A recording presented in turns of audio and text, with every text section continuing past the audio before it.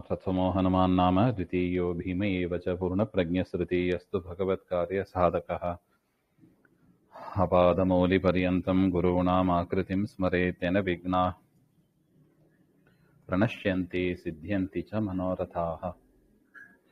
श्रीगुरुभ्यो नमः। सृष्टिस्थित्यप्ययेह नियतिदृशितमो बन्धमोक्षाश्च यस्मात् तस्य श्रीब्रह्मरुद्रप्रभृतिसुरनरद्वीषशत्रुत्मकस्य विष्णोर्व्यस्ताः समस्ताः सकलगुणनिधिः सर्वदोषव्यपेतः पूर्णानन्दोऽव्ययो यो गुरुरपि परमः चिन्तयेत् तं महान्तम्।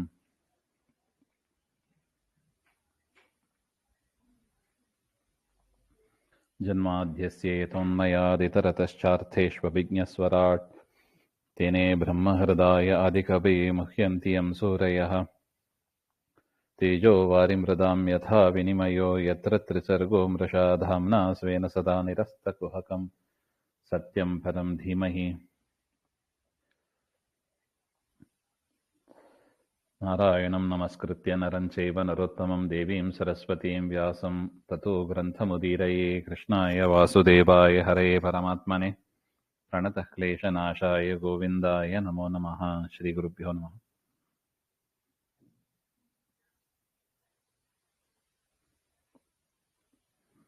ಶ್ರೀಮದ್ಭಾಗವತ ದ್ವಿತೀಯ ಸ್ಕಂದ ನವಮೋಧ್ಯಾಯದಲ್ಲಿ 24ನೇ ಶ್ಲೋಕ. ಬ್ರಹ್ಮೋವಾಚ ಭಗವನ್ ಸರ್ವಭೂತಾನಾಂ ಅಧ್ಯಕ್ಷೋ ಅವಸ್ಥಿತೋ ಗುಹಾಂ ವೇದ ಹಿ ಅಪ್ರತಿರುದ್ಧೇನ ಪ್ರಜ್ಞಾನೇನ ಚಿಕೀರ್ಷಿತಂ. ಬ್ರಹ್ಮದೇವರ ತಪಸ್ಸಿಗೆ ಪರಮಾತ್ಮ ಒಲಿದು ಏನು ಬರಬೇಕು ಹಾಗೆ ಅಂತ ಕೇಳಿದಾಗ ಬ್ರಹ್ಮದೇವರು ಹೇಳುವ ಮಾತು ಇದು. ಅಂದರೆ ಸೃಷ್ಟಿ ಮಾಡಬೇಕು ಎಂಬ ಒಂದು ಇಚ್ಛೆಯಿಂದ ಬ್ರಹ್ಮದೇವರು ತಪಸ್ ಮಾಡಿದರು.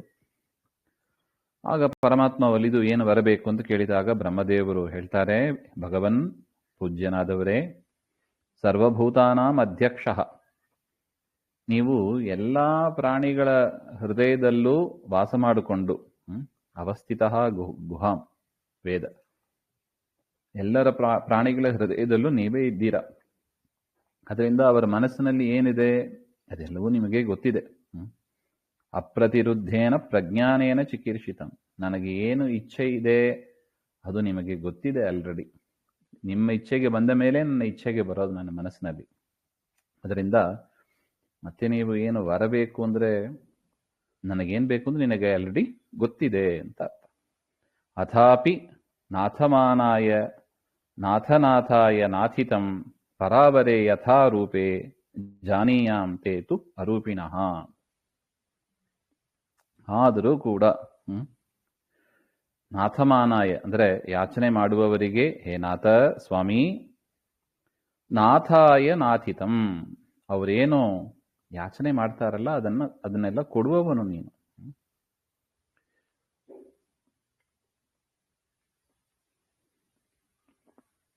ಅದರಿಂದ ನಾನು ಏನು ಕೇಳಲಿಕ್ಕೆ ಇಚ್ಛೆ ಪಡ್ತೀನಿ ಹಾಗೆಂದರೆ, ಪರಾವರೇ ಯಥಾರೂಪೇ ಜಾನೀಯಾಂ ತೇ ತು ಅರೂಪಿಣಃ.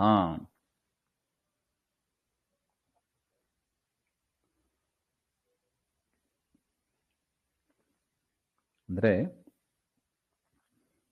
ಅರೂಪಿಣಃ ಅಂದ್ರೆ ಪ್ರಾಕೃತ ರೂಪ ಇಲ್ಲದವ ಅಂತ ಅರ್ಥ. ಪರಮಾತ್ಮನಿಗೆ ರೂಪ ಇಲ್ಲ ಅಂದ್ರೆ ಏನರ್ಥ?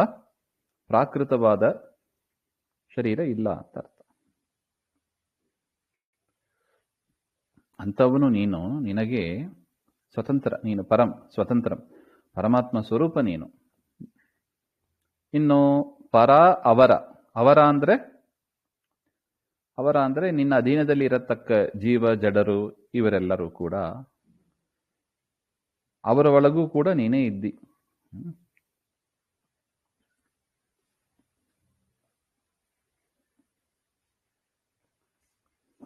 ಇದನ್ನ ಹೆಂಗೆ ನಾನು ತಿಳಿಯೋದು? ನೀನು ಸ್ವತಂತ್ರ, ಆದರೆ ಜೀವ ಜಡರು ಇವರು ಅಸ್ವತಂತ್ರರು, ಆದರೆ ನೀನು ಒಳಗಿದ್ದಿ. ಇದು ನಾನು ಹೇಗೆ ತಿಳಿಯೋದು ಹಾಗೆ ಅಂತ ಅವರ ಪ್ರಶ್ನೆ. ಏನ ಪ್ರಕಾರೇಣ ಜಾನೀಯಾಂ ಇತ್ಯರ್ಥ.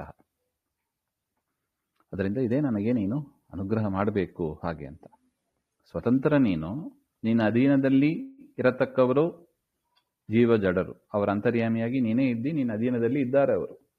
ಆದರೆ ಅವರು ಏನಾಗಿದ್ದಾರೆ? ಅಸ್ವತಂತ್ರರಾಗಿದ್ದಾರೆ. ಇದನ್ನ ಹೆಂಗೆ ತಿಳಿಯೋದು ನಾನು? ಹಾಗೆ ಅಂತ ಇದಕ್ಕೆ ಮುಂದೆ ಶುಕಾಚಾರ್ಯರು ಪರಮಾತ್ಮ ನೀಡಿದ ಉತ್ತರವನ್ನು ಕೊಡ್ತಾರೆ. ಇನ್ನು ಯಥಾತ್ಮ ಮಾಯಾ ಯೋಗೇನ ನಾನಾ ಶಕ್ತಿ ಉಪಭೃಮಿತ ವಿಲುಂಪನ್ ವಿಸರ್ಜನ್ ಗೃಹ್ಣನ್ ಬಿಭ್ರತ್ ಆತ್ಮಾನಮಾತ್ಮನ.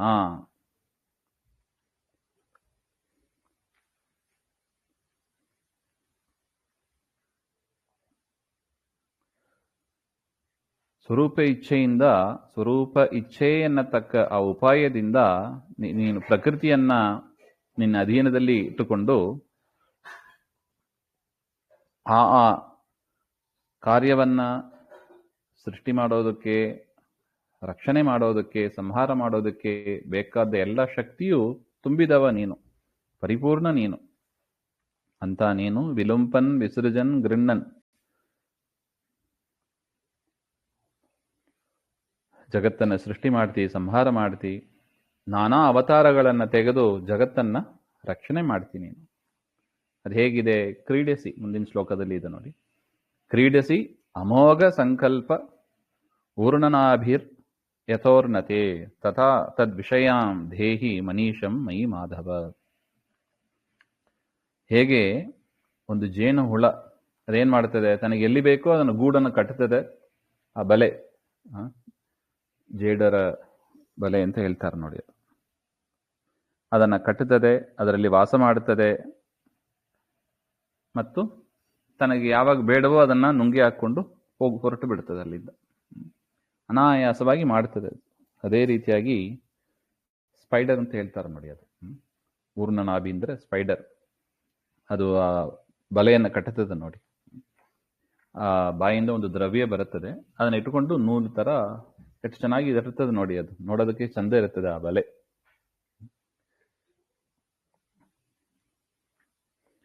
ತನಗೆ ಬೇಕಾದಾಗಿ ಕಟ್ಕೊಳ್ತದೆ, ಬೇಕಾದ ಜಾಗದಲ್ಲಿ ಇರುತ್ತದೆ, ಮತ್ತೆ ಅದನ್ನೇ ನುಂಗಿ ಹಾಕಿ ಹೋಗ್ತದೆ ಅದು. ಅದೇ ರೀತಿಯಾಗಿ ನೀನು ಜಗತ್ತನ್ನ ಸೃಷ್ಟಿ ಮಾಡ್ತಿ, ರಕ್ಷಣೆ ಮಾಡ್ತಿ, ಸಂಹಾರವನ್ನು ನೀನು ಮಾಡ್ತಿ, ಲೀಲೆಯಿಂದ ಮಾಡ್ತಿ.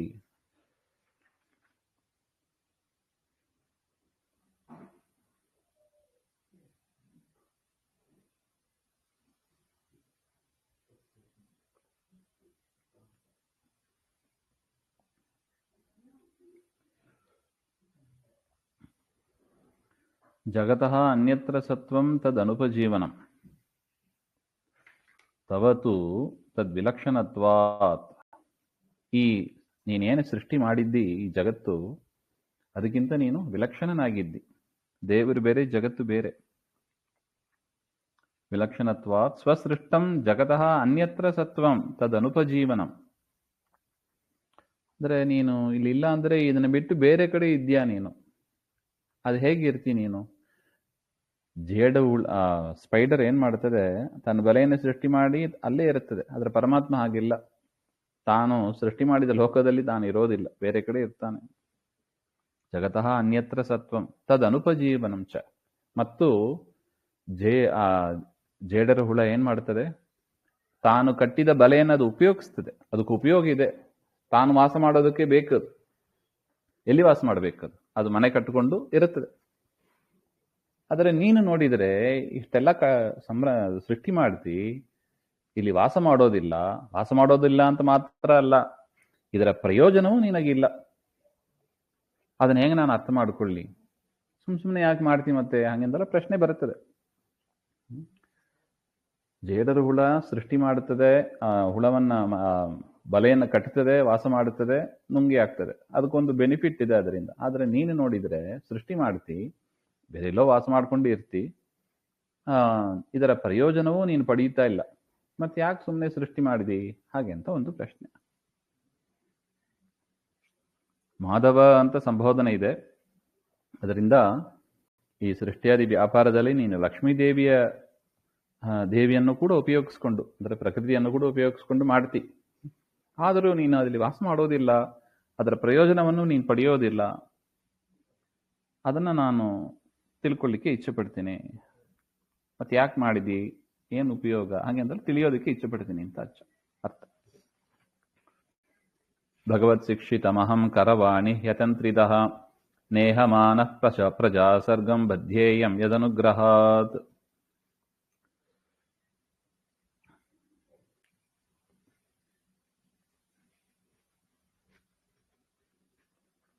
ನೀನು ಒಂದು ಆಕ್ಷೇಪ ಬರುತ್ತದೆ.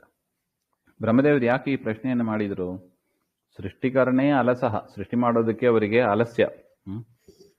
ಅದರಿಂದ ಏತಾದೃಶ ಮನೀಷಾಂ ಪ್ರಾರ್ಥಿಸಿ, ಈ ರೀತಿಯಾದ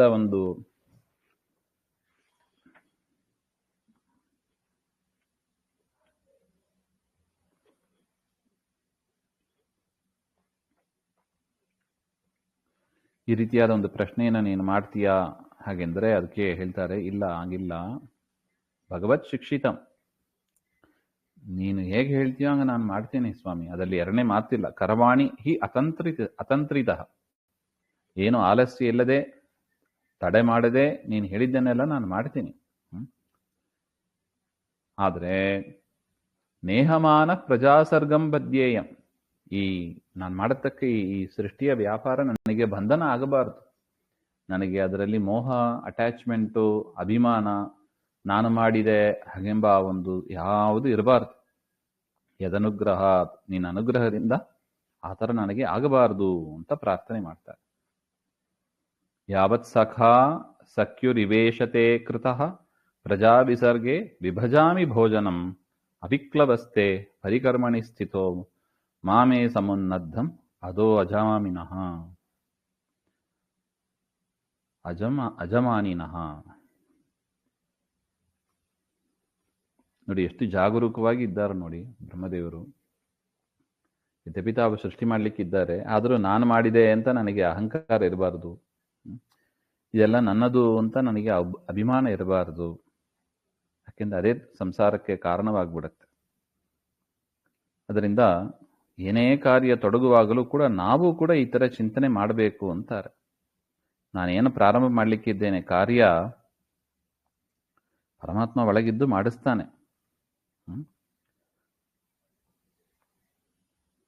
ಇದರಿಂದ ನಾನು ಬಾಧಿತನಾಗಬಾರ್ದು, ಅಂದರೆ ಬಂಧನಕ್ಕೆ ನಾನು ಒಳಗಾಗಬಾರ್ದು. ಇದು ನನ್ನದು ಎಂಬ ಒಂದು ಅಭಿಮಾನ ನನಗೆ ಬರಬಾರ್ದು. ನಾನು ಮಾಡಿದೆ, ಇದೆಲ್ಲ ನನ್ನದು, ನನ್ನಿಂದ ಸೃಷ್ಟಿಸಲ್ಪಟ್ಟದ್ದು, ಇದೆಲ್ಲ ನನಗೆ ಸಂಬಂಧಪಟ್ಟದ್ದು, ಇವರೆಲ್ಲ ನನ್ನವರು ಹಾಗೆಂಬ ಒಂದು ಅಟ್ಯಾಚ್ಮೆಂಟ್, ಅಭಿಮಾನ ಬರಬಾರ್ದು, ನಮಗೂ ಬರಬಾರ್ದು. ಹಾಗೆಂತ ಪ್ರಾರ್ಥನೆಯನ್ನು ಮಾಡಿಕೊಂಡು ದೇವರಲ್ಲಿ ಪ್ರಾರ್ಥನೆ ಮಾಡಿ ಆ ಕೆಲಸವನ್ನು ಮುಂದುವರೆದರೆ ಸ್ವಲ್ಪ ಮಟ್ಟಿಗೆ ನಮಗೂ ಕೂಡ ಆ ಬಂಧನ ಹೋಗ್ತದೆ. ಈಗೇನಾಗ್ಬಿಟ್ಟಿದೆ, ಎಲ್ಲ ನಾನು ಮಾಡಿದೆ, ಇದೆಲ್ಲ ನನ್ನದು, ಇವರೆಲ್ಲ ನನ್ನ ಮಕ್ಕಳು, ನನಗೆ ಸಂಬಂಧಪಟ್ಟವರು, ಎಲ್ಲ ನಾನು ನನ್ನದು, ಈ ಒಂದು ಸರ್ಕಲಲ್ಲೇ ಇರೋದರಿಂದಲೇ ನಮಗೆ ಬಂಧನ. ಸಂಸಾರದಲ್ಲಿ ಅದಕ್ಕೆ ಇದ್ದೀವಿ. ಇವರೆಲ್ಲ ದೇವರವರು, ದೇವರು ನನಗೆ ಕೊಟ್ಟಿದ್ದಾನೆ, ಮಾಡೋದೆಲ್ಲ ದೇವರ ಸೇವೆ, ಹಾಗೆ ಅಂತ ಗಾಡ್ ಮೈಂಡೆಡ್ ಆಗಿಬಿಟ್ರೆ ಆಗ ನಮಗೆ ಮೋಕ್ಷ ಅಂತ. ನೋಡಿ ಎಷ್ಟು ವ್ಯತ್ಯಾಸ ಇದೆ ನೋಡಿ. ಒಂದು ಕೆಲಸವನ್ನ ಜ್ಞಾನಿಗಳು ಹೇಗೆ ಪ್ರಾರಂಭ ಮಾಡ್ತಾರೆ, ಅಜ್ಞಾನಿಗಳು ಹೇಗೆ ಪ್ರಾರಂಭ ಮಾಡ್ತಾರೆ ಅಂತ ವ್ಯತ್ಯಾಸ ಇದೆ ನೋಡಿ. ಇದೇ ನಮಗೂ ಬ್ರಹ್ಮದೇವರಿಗೆ ಇರುವ ವ್ಯತ್ಯಾಸ. ಎಷ್ಟು ವರ್ಷದ ಸಾಧನೆ ಅವ್ರದ್ದು, ಎಷ್ಟು ಜನ್ಮಗಳ ಸಾಧನೆ, ಒಂದು ಕೆಲಸವನ್ನು ಹೇಗೆ ಪ್ರಾರಂಭ ಮಾಡ್ತಾರೆ ನೋಡಿ ಅವರು.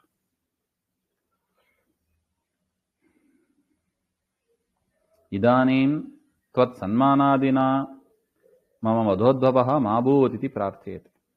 ಸ್ವಾಮಿ, ನಾನು ಈ ಸೃಷ್ಟಿ ಮಾಡಿದಾಗ ನೀನು ನನ್ನ ಸನ್ಮಾನ ಮಾಡ್ತೀಯ, ಗೌರವಿಸ್ತೀಯ, ಅದರಿಂದ ನನಗೆ ಮದ, ನಾನೇ ಮಾಡಿದೆ ಅಂತ ಅಹಂಕಾರ ನನಗೆ ಬರಬಾರದು ಅಂತ ಪ್ರಾರ್ಥನೆ ಮಾಡ್ತಾ ಇದ್ದಾರೆ. ಯಾವತ್ತು ಓ ಈಶ ಸಖಾ ಸಖ್ಯುರಿವ ಈಶ ತೇ ಕೃತಃ. ಅದೇನು ಸ್ವಾಮಿ, ನನ್ನ ಕೈಯನ್ನು ಹಿಡ್ಕೊಂಡು ಕೇಳ್ತಾ ಇದ್ದೀಯಲ್ಲೋ, ನೀನು ಈಶ, ನಾನು ದಾಸ, ನನಗೆ ಆರ್ಡರ್ ಮಾಡಬೇಕತ್ತಲ್ವ, ಹೀಗೆ ಮಾಡು. ರಾಜ ಭಟರಿಗೆ ಆರ್ಡರ್ ಮಾಡ್ತಾನೆ ನೋಡಿ. ರಾಜ ಕೈ ಹಿಡ್ಕೊಂಡು ಭಟರ್ನ ಕೈ ಹಿಡ್ಕೊಂಡು ಮಾತಾಡಿಸ್ತಾನೆ. ಆದರೆ ಪರಮಾತ್ಮ ನೋಡಿ, ಬ್ರಹ್ಮದೇವರನ್ನ ಕೈ ಹಿಡ್ಕೊಂಡು ಮಾತಾಡಿಸ್ತಾನೆ, ಜಗತ್ತನ್ನು ಸೃಷ್ಟಿ ಮಾಡು ಹಾಗೆ ಅಂತ.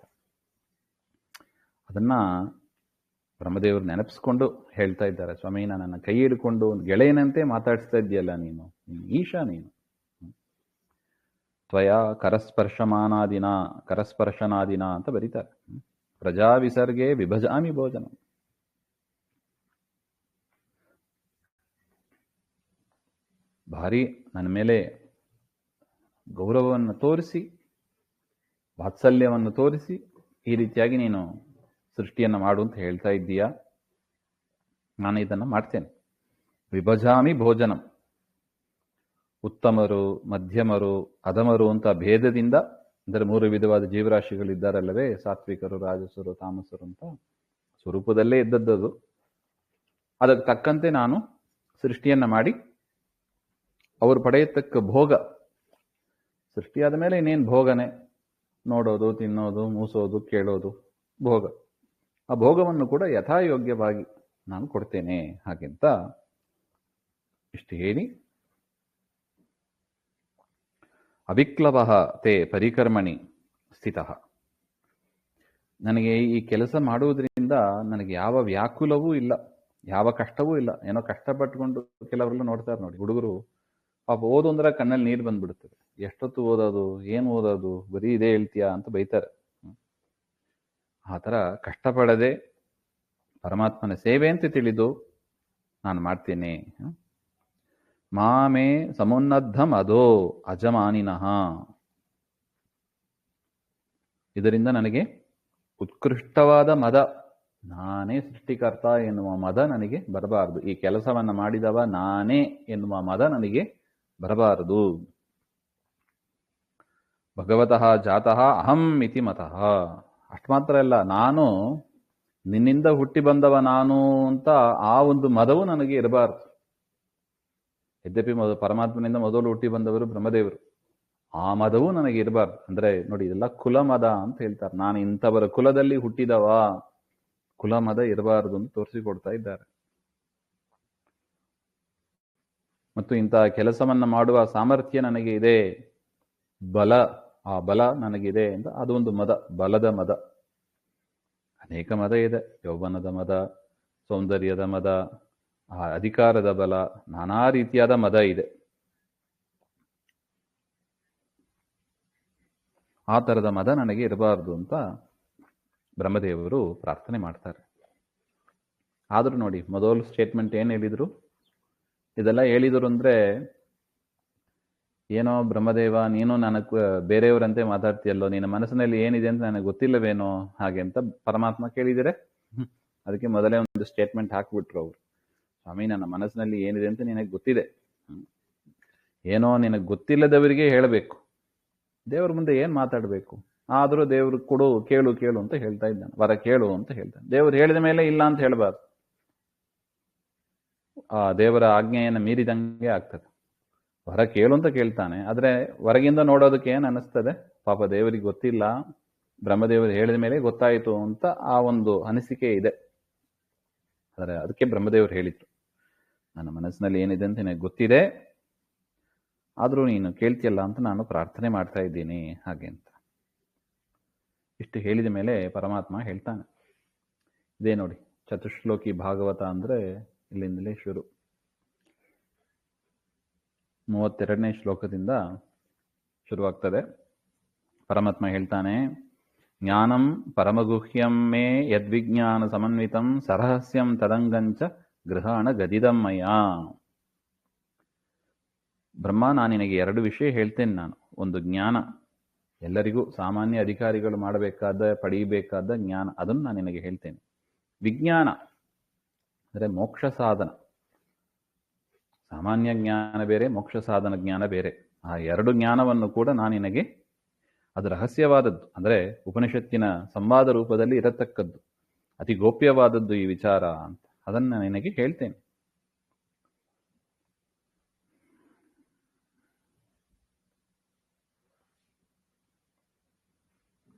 ನೋಡಿ, ಆಚಾರ್ಯರು ತಾತ್ಪರ್ಯದಲ್ಲಿ ಹೇಳ್ತಾರೆ, ಭಾಗವತ ತಾತ್ಪರ್ಯದಲ್ಲಿ, ಏನೇನ ಯಥಾಜ್ಞಾತ್ವ ನಿಯತಂ ಮುಕ್ತಿರಾಪ್ಯತೆ ತದ್ ವಿಜ್ಞಾನಂ ಇತಿ. ವಿಜ್ಞಾನ ಅಂದ್ರೆ ಏನು, ಯಾವ ಜ್ಞಾನವನ್ನ ಪಡೆಯುವುದರಿಂದ ನಿಯಮೇನ ಮೋಕ್ಷ ಆಗುತ್ತದೋ ಅದನ್ನ ವಿಜ್ಞಾನ ಅಂತ ತಿಳಿರಿ. ಜ್ಞಾನಂ ಸಾಧಾರಣಂ ಸ್ಮೃತಂ, ಎಲ್ಲ ಅಧಿಕಾರಿಗಳು ಕೂಡ ಮಾಡತಕ್ಕದ್ದನ್ನ ಜ್ಞಾನ ಅಂತ ತಿಳಿತೀವಿ. ಉದಾಹರಣೆಗೆ ಬಿಂಬ ಉಪಾಸನೆ. ಬಿಂಬ ಉಪಾಸನೆ ಯಾರಿಗೆ ಯಾರು ಬಿಂಬ, ಯಾವ ರೂಪವನ್ನು ಯಾವ ರೂಪವನ್ನು ಚಿಂತನೆ ಮಾಡಬೇಕು, ಮಂತ್ರ ಚಿಂತನೆ ಮಾಡಬೇಕು, ಇದೆಲ್ಲ ನಿಯತ ಗುರುಗಳು ಬಂದು ಹೇಳ್ತಾರೆ.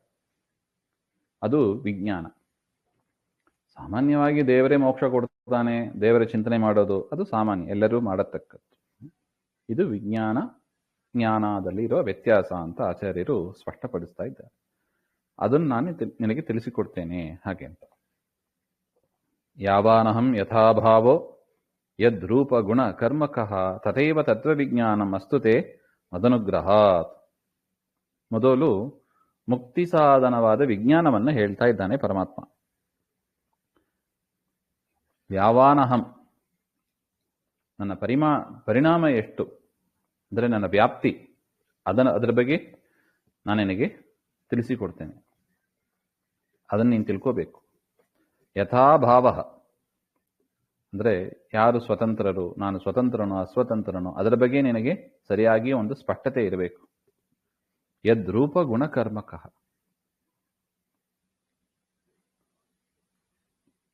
ಪರಮಾತ್ಮನ ರೂಪಗಳು, ಪರಮಾತ್ಮನ ಗುಣಗಳು.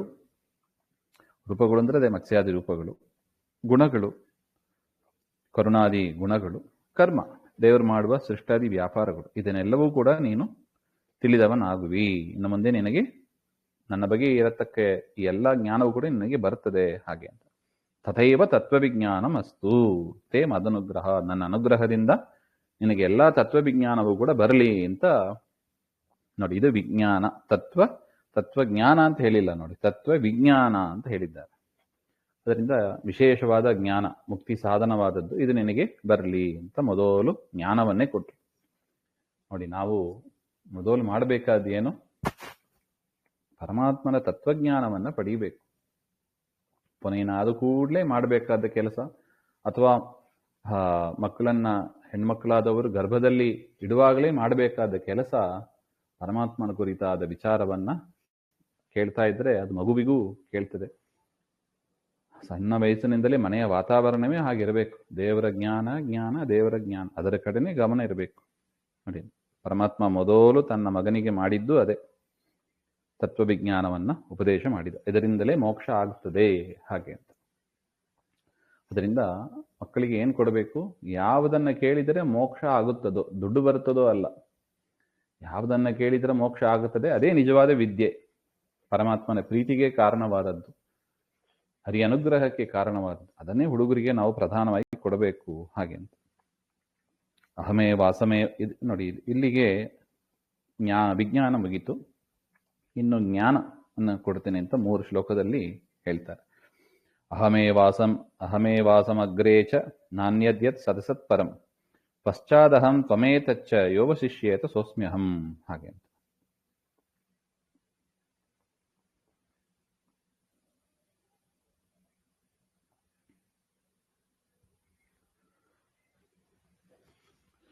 ಇನ್ನು ಏನು ಮೊದಲು ಪ್ರಾರ್ಥನೆ ಮಾಡಿದೆಯಲ್ವಾ, ಪರರೂಪಸ್ಯ ಸ್ವಾತಂತ್ರ್ಯಂ ಅಪರರೂಪಸ್ಯ ಅಸ್ವಾತಂತ್ರ್ಯಂ. ಪರರೂಪನಾದ ಪರಮಾತ್ಮನಿಗೆ ಸ್ವತಂತ್ರ ಮತ್ತು ಅಪರ ಅಂದರೆ ಜೀವ ಜಡಾತ್ಮಕವಾದ ರೂಪಗಳಿಗೆ ಅಸ್ವಾತಂತ್ರ್ಯ ಹಾಗೆ ಅಂತ. ಅದಕ್ಕೂ ಕೂಡ ನಾನು ಇದರಲ್ಲೇ ಉತ್ತರ ಕೊಡ್ತಾ ಇದ್ದೀನಿ ಅಂತ ಪರಮಾತ್ಮ ಹೇಳ್ತಾ ಇದ್ದಾರೆ. ಹೇಗೆ ತಿಳಿಯೋದು ಅಂತ ಕೇಳಿದ್ದಿ, ಅದಕ್ಕೂ ಕೂಡ ಉತ್ತರ ಇಲ್ಲಿ ಅಂತ. ಅಹಮೇವ ಇತಿ ತ್ರಿಭಿಹಿ, ಇಲ್ಲಿಂದ 3 ಶ್ಲೋಕದಲ್ಲಿ ಉತ್ತರವನ್ನು ಕೊಡ್ತಾ ಇದ್ದಾನೆ.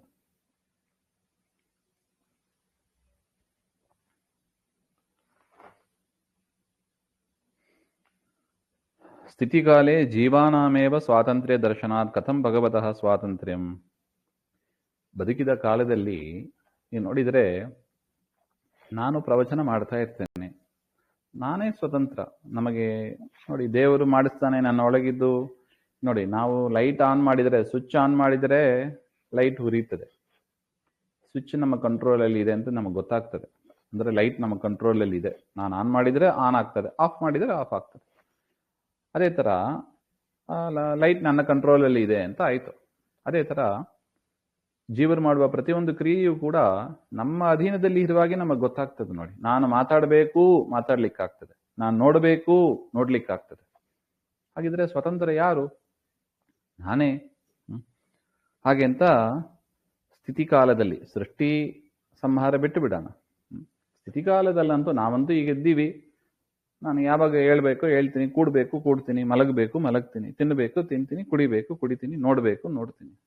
ನಾನು ಸ್ವತಂತ್ರ, ನನ್ನನ್ನು ಬಿಟ್ಟು ಇನ್ನಿರು ಯಾರು ಸ್ವತಂತ್ರ ಇದ್ದಾರೆ ಹಾಗೆ ಅಂತ ಒಂದು ಪ್ರಶ್ನೆ ಬರುತ್ತದೆ. ಅದನ್ನು ಹೇಳ್ತಾ ಇದ್ದಾರೆ, ಜೀವರಿಗೆ ಸ್ವಾತಂತ್ರ್ಯ ಇದೆ ಅಂತ ಕಂಡು ಬರ್ತಾ ಇದೆ. ಹಾಗಿರುವಾಗ ಪರಮಾತ್ಮ ಸ್ವತಂತ್ರ ಅಂತ ಹೇಗೆ ಹೇಳಲಿಕ್ಕಾಗ್ತದೆ ಹಾಗೆಂದ್ರೆ ಇದನ್ನು ಯಾವ ರೀತಿಯಾಗಿ ತಿಳಿಯೋದು ಹಾಗೆ ಅಂತ ಬ್ರಹ್ಮದೇವರ ಪ್ರಶ್ನೆ. ಅದಕ್ಕೆ ತಸ್ಸೀದಂ ಉತ್ತರಂ. ಶಬ್ದ ಯಸ್ಮಾತ್ ಅಂತ ಅರ್ಥ. ಯಸ್ಮಾದ್ ಅಗ್ರೆ ಸೃಷ್ಟೇ ಪೂರ್ವಂ ಅಹಂ. ಯಾವ ಕಾರಣದಿಂದ ಸೃಷ್ಟಿಯ ಆದಿಕಾಲದಲ್ಲೂ ನಾನೇ ಇದ್ದೆ. ಸೃಷ್ಟಿಯ ಆದಿಕಾಲದಲ್ಲಿ ಯಾರೂ ಇದ್ದಿಲ್ಲ, ನಾನೇ ಇದ್ದೆ. ಯದ್ವಿಧ ಏವಾಸಂ ತದಾ ಅನ್ಯೇಷಾಂ ಸ್ವಾತಂತ್ರ್ಯಸ್ಯ ಅಪ್ರತೀತ್ಯ ಅಹಮೇವ ಸ್ವತಂತ್ರ. ಆ ಕಾಲದಲ್ಲಿ ಜೀವರು ಯಾರಿದ್ದರು? ಯಾರು ಇಲ್ಲ. ಅದರಿಂದ ಜೀವರು ಏನು? ಅಸ್ವತಂತ್ರರು. ಸ್ವತಂತ್ರವಾಗಿದ್ದರೆ ಏನಾಗಿರ್ಬೇಕಾಗಿತ್ತು? ಆಕ್ಟಿವ್ ಆಗಿ ಇರಬೇಕಾಗಿತ್ತು. ಸೃಷ್ಟಿಕಾಲದಲ್ಲಿ ಯಾರು ಸೃಷ್ಟಿಕಾಲದಲ್ಲಿ ಆಕ್ಟಿವ್ ಆಗಿ ಇದ್ದಾರೋ ಅವರೇ ಸ್ವತಂತ್ರರು.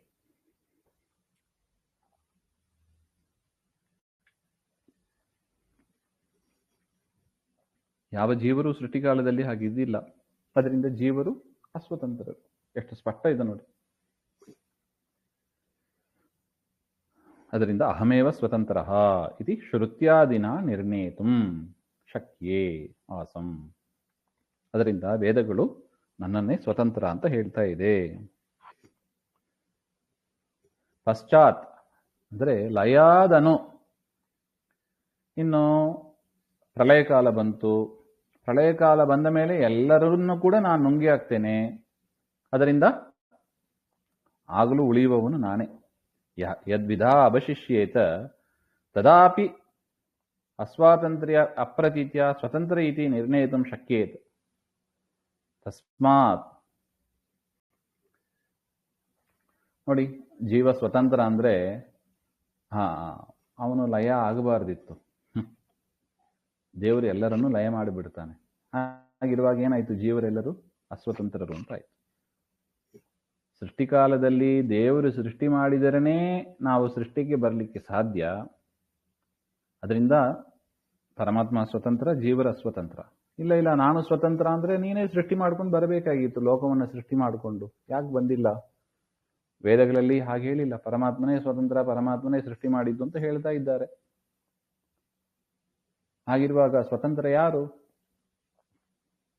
ಸೃಷ್ಟಿಕಾಲದಲ್ಲಿ ಇದಾದರೆ, ಇನ್ನು ಸಂಹಾರ ಕಾಲದಲ್ಲಿ ಎಲ್ಲರನ್ನೂ ಪರಮಾತ್ಮ ಲಯ ಮಾಡಿ ತನ್ನ ಉದರದಲ್ಲಿ ಇಟ್ಕೊಂಡ್ಬಿಡ್ತಾನೆ.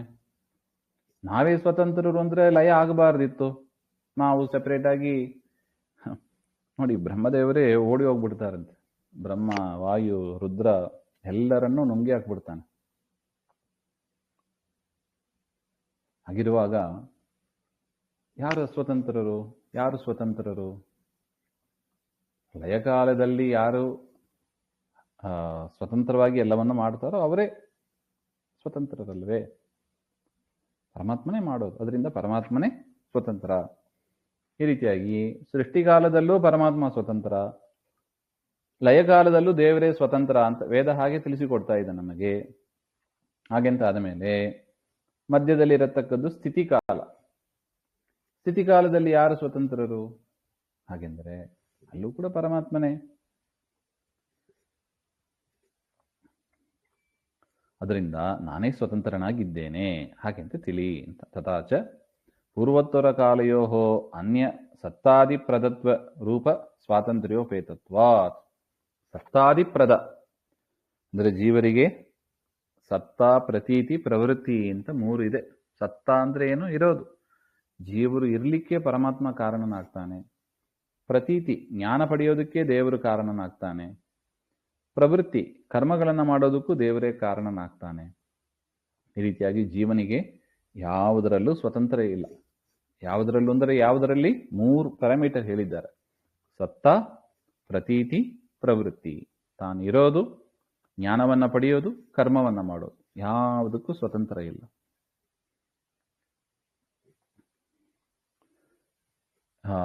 ಸೃಷ್ಟಿಕಾಲದಲ್ಲೂ ಹಾಗೆ, ಸಂಹಾರ ಕಾಲದಲ್ಲೂ ಹಾಗೆ ಅಂತ.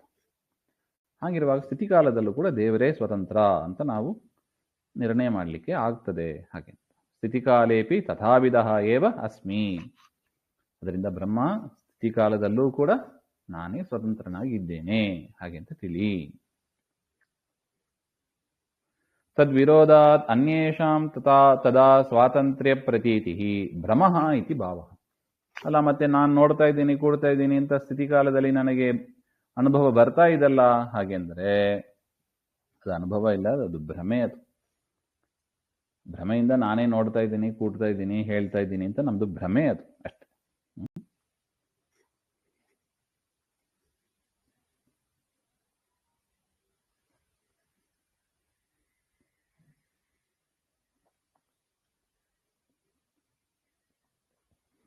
ಅದರಿಂದ ನಾಣ್ಯತ್ ಅಂತ ಹೇಳ್ತಾರೆ ನೋಡಿ. ಅಹಮೇವಾಸಂ ಅಗ್ರೇಚ ನಾಣ್ಯತ್ ಯತ್ ಸದಸತ್ಪರ. ನಾಣ್ಯತ್, ಅನ್ಯತ್ ಅಂದ್ರೆ ಯಾವುದು? ಕಾಲ, ಕರ್ಮ, ಪ್ರಕೃತಿ ಎಲ್ಲವೂ ಇದ್ರೂ ಕೂಡ ಸತ್ ಅಂದ್ರೆ ಕಾಲ ಕರ್ಮಾದಿಗಳು, ಅಸತ್ ಅಂದ್ರೆ ಅವ್ಯಕ್ತ ಅಂದ್ರೆ ಪ್ರಕೃತಿ, ಮತ್ತು ಜೀವ. ಜೀವ ಅಂದ್ರೆ ತ್ವಂ ಏತಚ್ಚ ಜೀವಜಾತಂ, ಜೀವ ಸಮೂಹ. ವಿದ್ಯಮಾನಮಪಿ, ಅವರೆಲ್ಲ ಇಲ್ಲ ಅಂತಲ್ಲ, ಅವರೆಲ್ಲ ಇದ್ದಾರೆ. ಆದರೆ ಹೇಗಿದ್ದಾರೆ? ನನ್ನ ಅಧೀನದಲ್ಲಿ ಇದ್ದಾರೆ.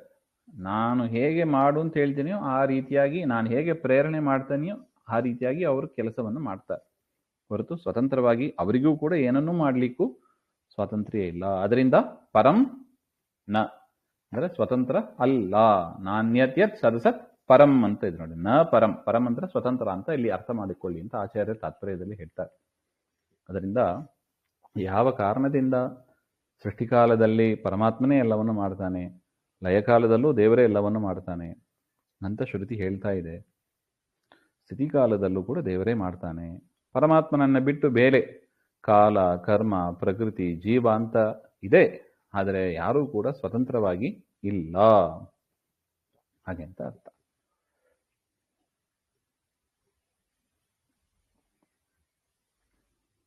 ಶ್ರುತ್ಯಾದೌ ಸ್ವತಂತ್ರಂ ನ ಉಚ್ಯತೆ, ಸ್ವತಂತ್ರ ಇಲ್ಲ ಅಂತ ಹೇಳಲ್ಪಟ್ಟಿದೆ ಅಂತ ಎಲ್ಲಿ ಹೇಳಲ್ಪಟ್ಟಿದೆ? ಶ್ರುತ್ಯಾದೌ, ವೇದಗಳಲ್ಲಿ, ಪುರಾಣಗಳಲ್ಲಿ, ದಾಸರ ಪದಗಳಲ್ಲಿ ಅನೇಕ ಕಡೆ ಕೇಳ್ತೀವಿ ಇದನ್ನೆಲ್ಲ.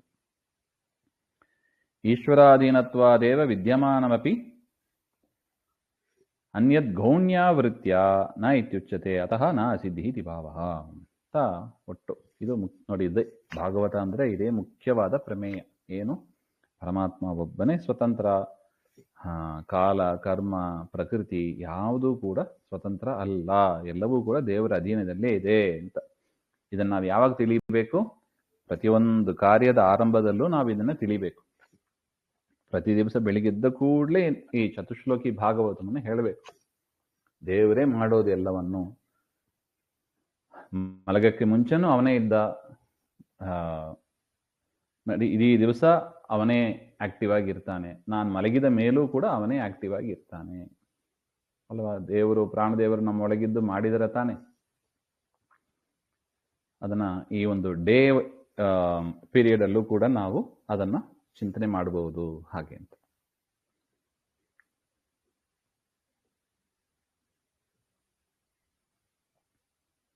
ಇನ್ನು ಋತೇರ್ಥಂ ಯತ್ ಪ್ರತೀಯೇತ ನ ಪ್ರತೀಯೇತ ಚಾತ್ಮನಿ ತದ್ವಿದ್ಯಾದಾತ್ಮನೋ ಮಾಯಾಂ ಯಥಾ ಭಾಸೋ ಯಥಾ ತಮಃ.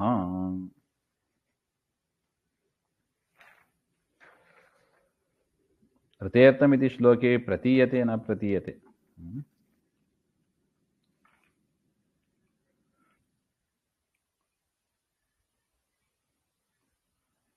ಉಪಚಾರೇ ಅನ್ಯದಪಿ ನಿಮಿತ್ತಂ ದರ್ಶಯನ್ ಅಪರರೂಪಂ ಉಪದಿಶತಿ ಇತ್ಯಾಹ ಋತೇರ್ಥಮಿತಿ.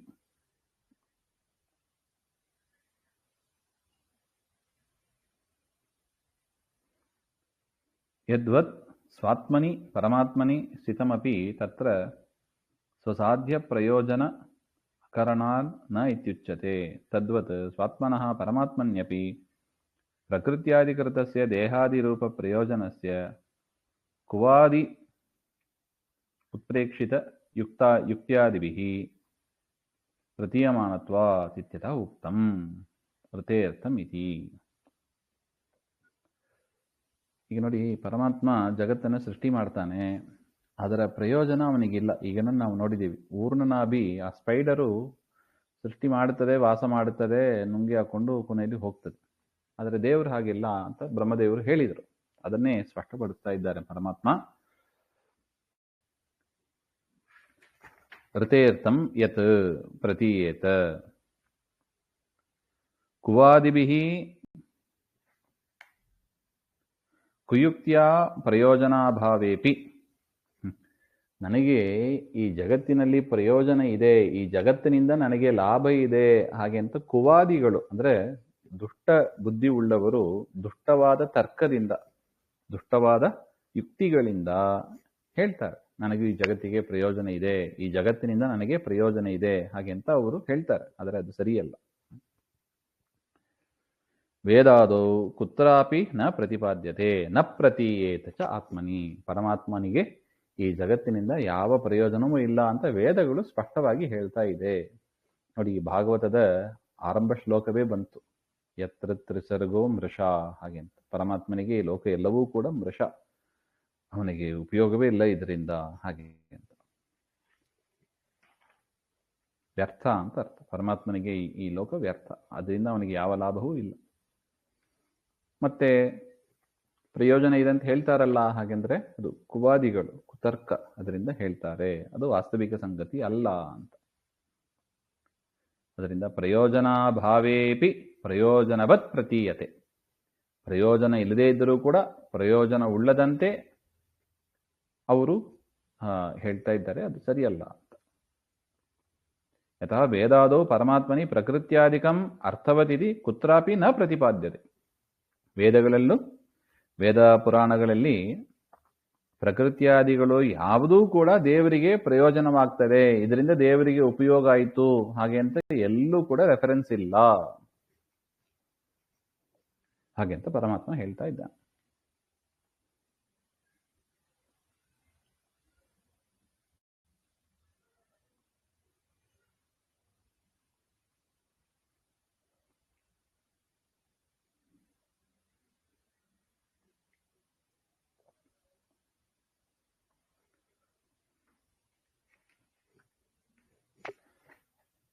ತದ್ವಿದ್ಯಾದ್ ಆತ್ಮನೋ ಮಾಯಾಂ ಯಥಾ ಭಾಸೋ ಯಥಾ ತಮಃ ಹಾಗೆ ಅಂತ.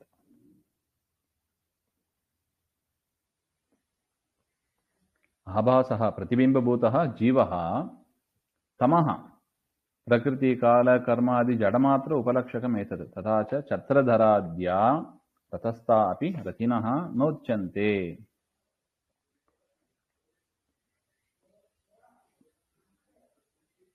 ತಥಾ ಜೀವ ಪ್ರಕೃತಿ ಕರ್ಮ ಕಾಲಾದಿಕಂ ಪರಮಾತ್ಮನಿ ಸ್ಥಿತಮಪಿ ಜೀವೇನ. ಅಂದ್ರೆ ಜೀವ ಪ್ರಕೃತಿ ಕರ್ಮ ಕಾಲ ಇದೆಲ್ಲವೂ ಕೂಡ ಪರಮಾತ್ಮನಲ್ಲಿ ಇದೆ, ತನ್ನ ಅಧೀನದಲ್ಲಿ ಇಟ್ಟುಕೊಂಡಿದ್ದಾನೆ. ನಮ್ಮ ಅಧೀನದಲ್ಲಿ ಈಗ ರಥ ಓಡಿಸುವ ಛತ್ರವನ್ನು ಇಟ್ಟುಕೊಂಡಿರ್ತಾನೆ. ಅವನಿಗೇನಾದ್ರು ಉಪಯೋಗ ಇದೆಯಾ? ಅವನಿಗೆ ಉಪಯೋಗ ಇದೆ. ಮಳೆಗಿಳೆ ಬಂದರೆ ಬೇಕಾಗ್ತದೆ, ಬಿಸಿಲಿಂದ ರಕ್ಷಣೆ ಆಗುತ್ತದೆ, ಅವನಿಗೆ ಉಪಯೋಗ ಇದೆ, ಅದರಿಂದ ತನ್ನ ಅಧೀನದಲ್ಲಿ ಇಟ್ಟುಕೊಂಡಿದ್ದಾನೆ. ಆದರೆ ದೇವರಿಗೆ ಹಾಗಿಲ್ಲ. ಜೀವ ಪ್ರಕೃತಿ ಕರ್ಮ ಕಾಲ ಎಲ್ಲವನ್ನು ತನ್ನ ಅಧೀನದಲ್ಲಿ ಇಟ್ಟುಕೊಂಡಿದ್ರೂ ಕೂಡ ಅವನಿಗೆ ಅದರ ಯಾವ ಉಪಯೋಗವೂ ಇಲ್ಲ ಅಂತ ಹೇಳ್ತಾ ಇದ್ದಾರೆ. ಪರಮಾತ್ಮನಿ ಸ್ಥಿತಮಪಿ ಜೀವೇನ ಜೀವನಾಭಾವ. ಜೀವ ತನ್ನಲ್ಲಿ ಇದ್ರೆ ಮಾತ್ರ ತಾನು ಬದುಕೋದು ಅಂತ ದೇವರಿಗೆ ಇಲ್ಲ. ಪ್ರಕೃತಿಯ ಬಂಧಾಭಾವಾತ್. ಪ್ರಕೃತಿಯಿಂದ ದೇವರಿಗೆ ಏನಾದ್ರು ಬಂಧನ ಇದೆಯಾ?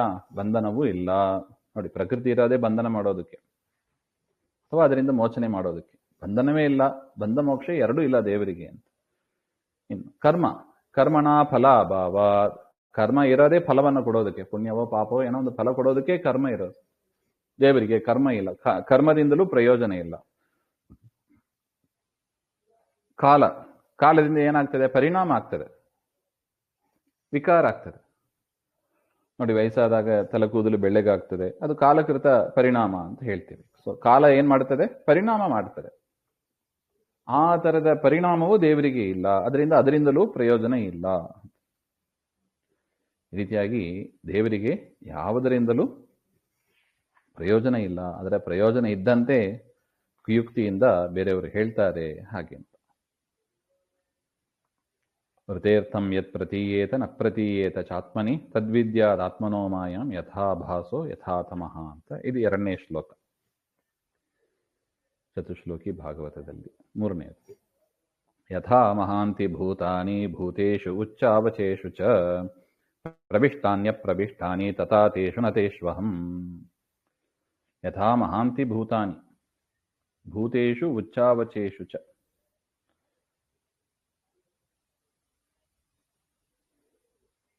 ಈ ಪಂಚಭೂತಗಳು ಅದೇನಾಗಿದೆ, ಎಲ್ಲದರಲ್ಲೂ ಸೇರಿದೆ.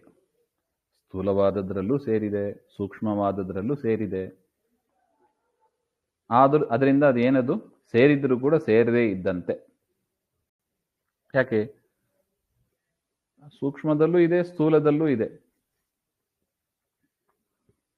ಈಗ ನಾವು ಒಂದು ರೂಮಲ್ಲಿ ಹೋಗಿ ಇದ್ಬಿಟ್ರೆ ಅಷ್ಟೇ, ಮುಗೀತು, ಒಳಗಿದ್ದೀವಿ ಅಂತ ಅರ್ಥ, ಹೊರಗೆ ಇಲ್ಲ ಅಂತ ಆಯ್ತು.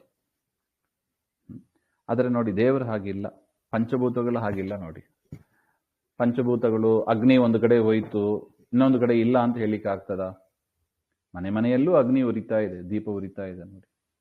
ಒಂದು ಕಡೆ ಹೋಯ್ತು, ಇನ್ನೊಂದು ಕಡೆ ಇಲ್ಲ ಅಂತ ಹೇಳಿಕ್ಕೆ ಆಗ್ತದ? ಪ್ರವೇಶ ಮಾಡಿದೆ, ಪ್ರವೇಶ ಮಾಡಿಲ್ಲ. ಯಾಕೆ? ಬೇರೆ ಕಡೆ ಇರೋದರಿಂದ. ಹೇಗೋ ಅದೇ ತರ ಪರಮಾತ್ಮನೂ ಕೂಡ ಬಹಿರಪಿ ಶರೀರಾಭಾವೇ ಅಭಾವಕಾಲೇ ಸ್ಥಿತತ್ವಾತ್ ತೇಷು ನ ಪ್ರವಿಷ್ಟಃ. ಒಳಗೂ ಪ್ರವೇಶ ಮಾಡಿದ್ದಾನೆ ಪರಮಾತ್ಮ, ಶರೀರದ ಹೊರಗೂ ಇದ್ದಾನೆ, ಹಾಗೆ ಅಂತ.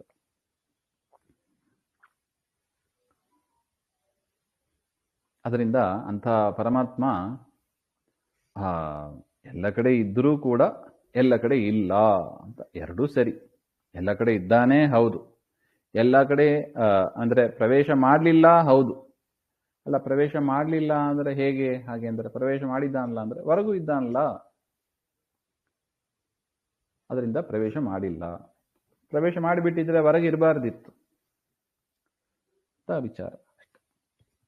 ಅದಕ್ಕೆ ಪಂಚಭೂತಗಳನ್ನೇ ಉದಾಹರಣೆಯಾಗಿ ಕೊಟ್ಟು ಪರಮಾತ್ಮ ಹೇಳ್ತಾ ಇದ್ದಾನೆ.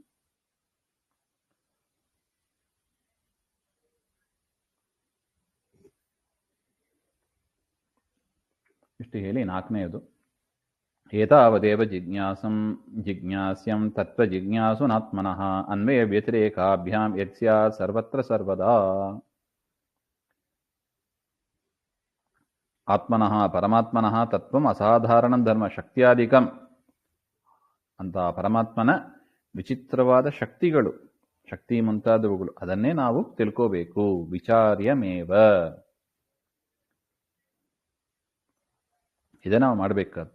ಏತ ಜಿಜ್ಞಾಸ್ಯ, ನಾನು ಹಿಂದೇನು ಹೇಳಿದೆ, ಪರಮಾತ್ಮ ಸ್ವತಂತ್ರ, ಉಳಿದವೆಲ್ಲವೂ ಕೂಡ ಅಸ್ವತಂತ್ರ. ದೇವರಿಗೆ ಪ್ರಯೋಜನ ಇಲ್ಲ, ಜೀವಕ್ಕೆ ಪ್ರಯೋಜನ ಇದೆ ಈ ಜಗತ್ತಿನಿಂದ. ಪರಮಾತ್ಮ ಎಲ್ಲ ಕಡೆ ಶರೀರದ ಒಳಗೂ ಇದ್ರೂ ಕೂಡ, ಅವನು ಪ್ರವೇಶ ಮಾಡಿದ್ರೂ ಕೂಡ ಪ್ರವೇಶ ಆಗದೆ ಹೊರಗೂ ಕೂಡ ಇದ್ದಾನೆ. ಈ ರೀತಿಯಾದ 3 ಪಾಯಿಂಟ್ ಏನು ಹೇಳಿದರೂ ಅದನ್ನೇ ಪರಮಾತ್ಮನನ್ನು ತಿಳಿಬೇಕು ಅಂತ ಇಚ್ಛೆ ಉಳ್ಳವ ಮೊದಲು ಚೆನ್ನಾಗಿ ಅರ್ಥ ಮಾಡ್ಕೋಬೇಕು ಹಾಗೆಂತ ಹೇಳ್ತಾರೆ. ಇದೇ ಮುಖ್ಯ ಸಾಧನ ಅಂತ, ಈ 3 ಪಾಯಿಂಟ್ ಮುಖ್ಯ ಸಾಧನ ಅಂತ ಹೇಳ್ತಾರೆ.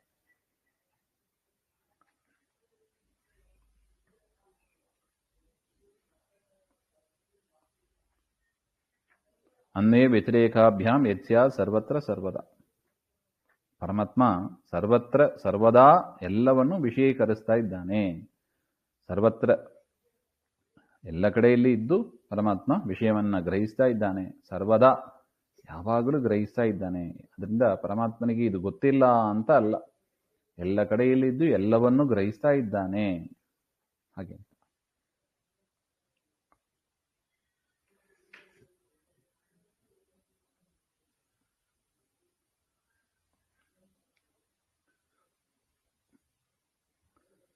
ಅವನು ಗ್ರಹಿಸಿದ್ದಿಂದಲೇ ನಮಗೂ ಜ್ಞಾನ ಬರ್ತಾ ಇದೆ. ಅವನು ಮಾಡಿದ್ರಿಂದಲೇ ನಮಗೂ ಜ್ಞಾನ ಬರ್ತಾ ಇದೆ. ನಾವು ಕರ್ಮ ಮಾಡ್ಲಿಕ್ಕೆ ಆಗ್ತದೆ. ಅವನು ಇರುವುದರಿಂದಲೇ ನಾವು ಕರ್ಮ ಮಾಡ್ಲಿಕ್ಕೆ ಆಗ್ತದೆ. ಹಂಗಂದ್ರೆ ಏನಾಯ್ತು? ದೇವರು ಎಲ್ಲ ಕಡೆ ಇದ್ದಾನೆ ಅಂತ ಅರ್ಥ ಆಯ್ತು. ಅವನು ಇಲ್ದಿದ್ರೆ ಅದನ್ನೇ ಅನ್ವಯ ವ್ಯತಿರೇಕ ಅಂತ ಹೇಳ್ತು. ಪಾಸಿಟಿವ್ ಆಗಿ ಹೇಳೋದು, ನೆಗೆಟಿವ್ ಆಗಿ ಹೇಳೋದು. ದೇವರಿದ್ರೆ ನಾವಿರ್ತೀವಿ, ದೇವರಿಲ್ಲ ನಾವಿಲ್ಲ. ದೇವರಿಗೆ ಜ್ಞಾನ ಬಂತು, ನಮಗೆ ಜ್ಞಾನ ಬಂತು. ದೇವರಿಗೆ ಜ್ಞಾನ ಬಂದಿಲ್ಲ ಅಂತ ಇಲ್ಲ, ನಮಗೂ ಬರೋದಿಲ್ಲ ಅಂತ. ನಮಗೆ ಯಾವುದು ಕೊಡಬಾರದು ಅಂತ ದೇವರು ಇಚ್ಛೆ ಪಡ್ತಾನೋ ಅಂತ ಜ್ಞಾನ ನಮಗೆ ಬರೋದಿಲ್ಲ. ದೇವರು ಕರ್ಮ ಮಾಡಿಸಿದ್ರೆ ನಾವು ಮಾಡ್ಬೋದು, ದೇವರು ಕರ್ಮ ಮಾಡಲಿಕ್ಕೆ ಇಚ್ಛೆ ಪಟ್ಟಿಲ್ಲ ಅಂದ್ರೆ ನಾವು ಮಾಡಲಿಕ್ಕೆ ಆಗೋದಿಲ್ಲ. ಹಾಗೆ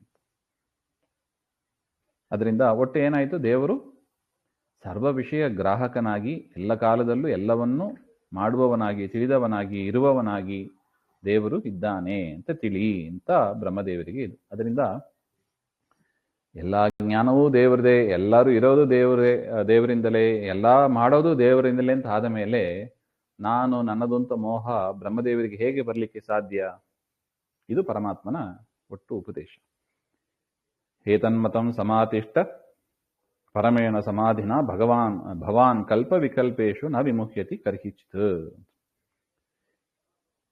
ಈಗ ಏನು ವರ ಪ್ರಾರ್ಥನೆ ಮಾಡಿದ್ರು ಅದನ್ನ ಬ್ರಹ್ಮದೇವರು ಏನು ಪ್ರಾರ್ಥನೆ ಮಾಡಿದ್ರು, ನನಗೆ ಬಂಧಕ ಇರಬಾರ್ದು, ನಾನು ಮಾಡ್ತೇನೆ ಎಂಬ ಒಂದು ಅಹಂಕಾರ ಇರಬಾರ್ದು, ಮದ ಇರಬಾರ್ದು ಅಂತೆಲ್ಲ ಪ್ರಾರ್ಥನೆ ಮಾಡಿದಾರಲ್ವಾ, ಅದನ್ನ ಪರಮಾತ್ಮ ಈಗ ಕೊಡ್ತಾ ಇದ್ದಾನೆ. ಏತನ್ಮತಂ ಸಮಾತಿಷ್ಠ, ನಾನು ಹೇಳಿದ ಪ್ರಕಾರ, ಈ 4 ಶ್ಲೋಕದಲ್ಲಿ ಹೇಳಿದ ಪ್ರಕಾರ ನೀನು ಅದನ್ನು ಚೆನ್ನಾಗಿ ಆಚರಣೆ ಮಾಡು. ಪರಮೇಣ ಸಮಾಧಿನ, ಚಿತ್ತ ಏಕಾಗ್ರತೆಯಿಂದ, ಮನಸ್ಸನ್ನ ಏಕಾಗ್ರತೆಯಿಂದ ನನ್ನಲ್ಲೇ ಇಟ್ಟು ಇದನ್ನ ಚಿಂತಿಸುತ್ತಾ, ಈ ತರ ಚಿಂತಿಸುತ್ತಾ, ಪರಮಾತ್ಮ ಒಬ್ಬನೇ ಸ್ವತಂತ್ರ, ಜೀವ ಸ್ವತಂತ್ರ ಅಲ್ಲ, ಪರಮಾತ್ಮನಿಗೆ ಇದರಿಂದ ಯಾವ ಪ್ರಯೋಜನ ಇಲ್ಲ, ಜೀವರಿಗೆ ಪ್ರಯೋಜನ ಇದೆ. ಪರಮಾತ್ಮ ಎಲ್ಲ ಕಡೆ ವ್ಯಾಪ್ತನಾಗಿದ್ದಾನೆ, ಆದರೂ ಅದರಿಂದ ವಿಕಾರ ಪರಿಣಾಮ ಇತ್ಯಾದಿ ಯಾವುದು ಇರೋದಿಲ್ಲ ಇತ್ಯಾದಿ ರೂಪವಾಗಿ ಪರಮಾತ್ಮನಿಂದಲೇ ಸತ್ತ ಪ್ರತೀತಿ ಪ್ರವೃತ್ತಿ, ಪರಮಾತ್ಮನ ಅನುಗ್ರಹ ಇಲ್ಲ ಅಂದ್ರೆ ಇದು ಯಾವುದು ಇರೋದಿಲ್ಲ ಹಾಗೆ ಎಂಬ ಒಂದು ಇದು ಮುಖ್ಯವಾದ ವಿಚಾರ ಈ 4 ಶ್ಲೋಕದಲ್ಲಿ ಹೇಳಿದ್ದು. ಅದನ್ನ ನೀನು ಸದಾ ಮನಸ್ಸಿನಲ್ಲಿ ಇಟ್ಟು ಚಿಂತನೆ ಮಾಡಿ ಕರ್ಮವನ್ನು ಮಾಡು, ನಿನಗೆ ಯಾವ ಬಂಧನವೂ ಇರೋದಿಲ್ಲ.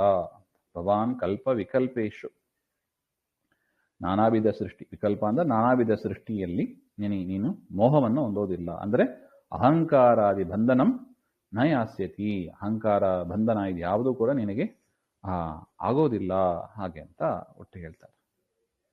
ಶುಭವಾಚ ಅಂತ ಇದೆ. ಮತ್ತೆ ನೋಡೋಣ.